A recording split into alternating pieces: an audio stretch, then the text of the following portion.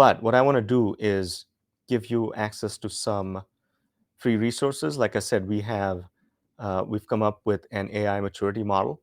Again, the point of this tool is to understand where you stand. Understand where you stand. Where's your organization in terms of readiness to take on AI? Do you have the right tool sets, the right policies, the right people, the right tech stack, the right cybersecurity? All of this is critically important. You can't just go buy the next cool AI tool. You need to think through how that impacts your overall organization, your strategy, and security. Because again, yes, it's government data. Yes, it's all publicly available, but you don't want AI models training on your data, especially if you handle PII and other sensitive information. So QR code down here, scan that, download the AI maturity assessment. It'll take a few minutes. It's 12 pages of, it's basically a workbook that has an assessment. Download that, run it through your organization, and let us know if we've missed something or if you found that useful. At the end of that assessment, you will know where you stand in terms of AI maturity. Are you ready to take on automation and AI, and in what capacity? There's 5 different levels that you can be at. The last one is master. I don't know, I forget what it's called, but if you want to be at the top level, um, you have to have a lot of pieces in place, not just go and buy the next cool shiny thing you see at a conference. So take advantage of that, please. And again, we are here for feedback and questions. And if you need help with an actual AI strategy, we would love to help you. Um, so moving on, what are smart cities and local use cases? What are the local use cases for this? Now, smart cities is not a new term. It's been around for a long, long time. Um, it used to mean different things.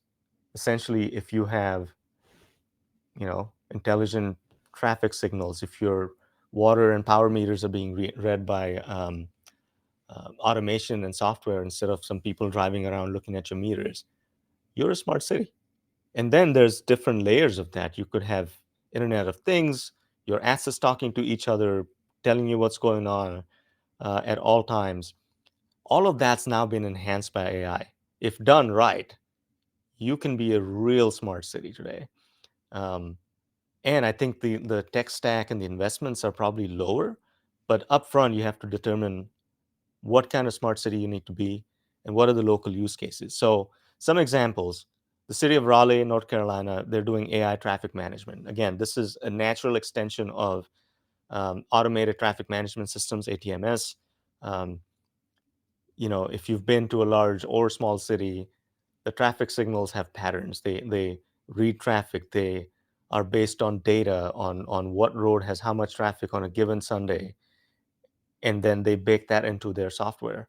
Now with AI, that can become even more intelligent, even more automated. So Raleigh has supposedly seen 27% reduction in congestion through dynamic traffic light optimization. Again, ATMS on steroids using AI. The next is San Jose. San Jose, by the way, in California, they've been leading the charge on the GovAI coalition. They're doing a lot of cool things, as they should. They're Silicon Valley. They're the hotbed of all innovation in AI. So what are they doing? One of the examples is AI powered 311. This is a major pain point for most cities that have a 311 organization, which essentially is anything a citizen needs, they call 311 non-emergency to find out when their trash is going to get picked up, if there's a dead animal in front of their house. Um, so with AI, San Jose is seeing 40% faster response times and 35% cost reduction in citizen services. Again, seems like low-hanging fruit because most of the resources in a 311 system are spent on people taking phone calls, manning the call centers. And if there's a first layer of automation and AI enabled uh, response system, then it makes life much easier for people that run 311 centers. And then Denver is using it for grant application assistance. And they've seen 65% increase in successful applications for community funding. This is, again, a huge pain point. Writing the grant proposals, tracking grants, tracking drawdowns, And most ERP systems don't do that well with grant management, right? So there's third-party systems available. Um, but that's what Denver's doing. They're using AI for grant applications. So what are the downsides and controversies, right? Grok famously is owned by XAI, owned by Elon, who is a big First Amendment proponent to the point where Grok will pretty much have any conversation with you. So how do you layer that with Grok Gov? Hopefully they have put in some kind of guardrails in terms of what it's allowed to do or say. But there's ongoing concerns about political bias, content moderation, and especially in government context. Sam Altman's fraud crisis warning. Sam Altman is the CEO of OpenAI, who owns ChatGPT, and he predicts that a significant AI-enabled fraud targeting. He predicts significant AI-enabled fraud targeting government systems. Again, another misuse of AI, but it's happening. We've all been through scam texts and calls, and now it's just AI enabled.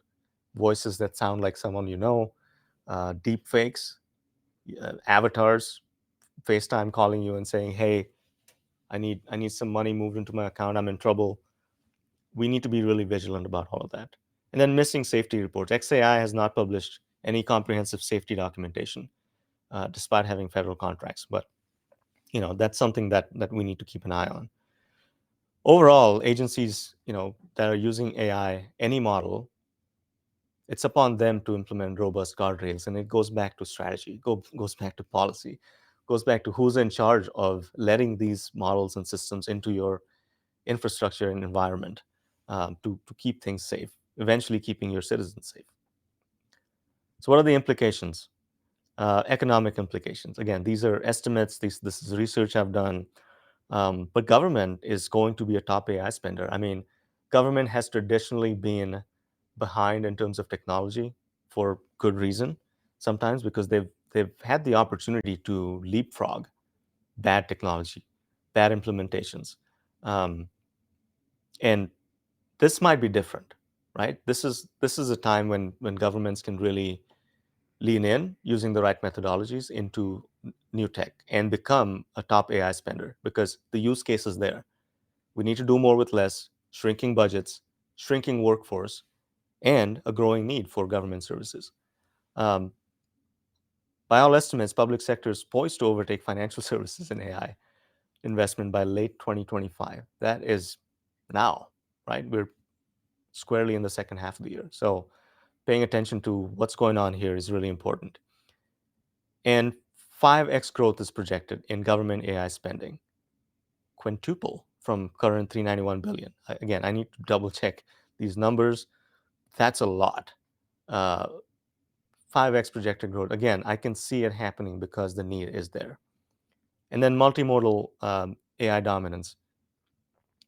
That just means that 80% of new government implementations will focus on multimodal capabilities, not just one major application. They should be using different models for different things and coming up with applications that, again, eventually make life easier for their staff and the customer base. So what's the Q4 outlook? GPT-5 is the most anticipated model to be released, if not this month, sometime this summer. And again, we just saw the stats on why it may be better. It's been trained on more parameters, more things. It's just supposed to be more intelligent. GovGPT coalitions, interstate partnerships forming to share AI resources and best practices. We've seen that with the GovAI coalition. I think we're going to see more of the same, of government agencies and leaders coming together to talk about how best to implement AI while keeping their organizations safe. Procurement expansions, GSA schedules are being updated to include AI resources and best practices. AI acquisition for all government levels. And we've seen that firsthand. We were just awarded a contract with the North Central Texas Council of Governments for AI services, 5-year contract that we can now go um, provide our AI services to, I think, most agencies in Texas, if not nationwide. Again, if you have questions about that, please reach out. And then ethical guidelines, new NIST frameworks. I think the 22-point NIST framework will expand to at least 23 uh, because it needs to include responsible AI governance as a security measure. NIST is a cybersecurity um, sort of philosophy, and when we do IT assessments and strategic plans, we run our clients through that 22-point framework, which is now being expanded to include safety and ethics in AI. Um, so where does that leave us? We have come up with our maturity model. With all of these things going on, things are rapidly changing. They're quickly advancing. Everyone is in this mode of, a year ago, you asked government leaders, what do you think of AI? Most didn't want to talk about it. Legal was telling them no. IT was telling them no. And a year later, we're in this space where how do we get in? How do we get in quickly? How do we get in cheaply? Um, and all of those questions can be answered if you take this assessment. Download the QR code on the screen, and I'm going to pop it up one more time because it'll show you where you stand, what your maturity level is, what can you take on, and what is it going to take for you to really maximize your investments in AI. I think that's the critical element here. Um, really thinking through strategy, really thinking through how it applies to your organization. How are you going to make best use of it without stumbling? Because there's a lot of stumbling blocks. You need to make sure your data is clean, secure, that it's um, useful, because AI will use your bad data and give you bad information. So how do you put those guardrails in? How do you have a real strategy that works around your other technologies, especially your ERP systems? Because that's the other thing going on in the market too. All of the ERP software providers are talking about baking AI into their product. That can mean several different things.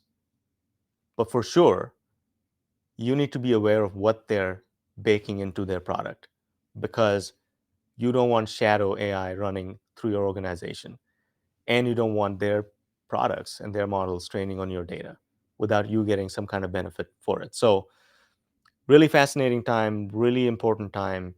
We all need to pay attention. We all need to be AI forward, AI first, and really dive into it. I get a lot of questions on what certification should we go get to become AI literate. I think by the time you choose a certification, sign up for it, sit through the classes, it'll be too late. The material changes quickly. Get on YouTube, get on our channels, subscribe to my channel, and we talk about this constantly.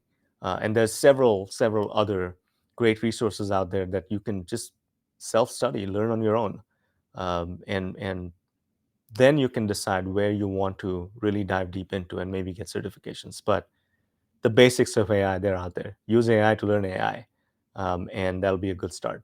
So with that, I am going to wrap this up. But first, let me check and see if there's any questions. There's several comments. Let me pick some.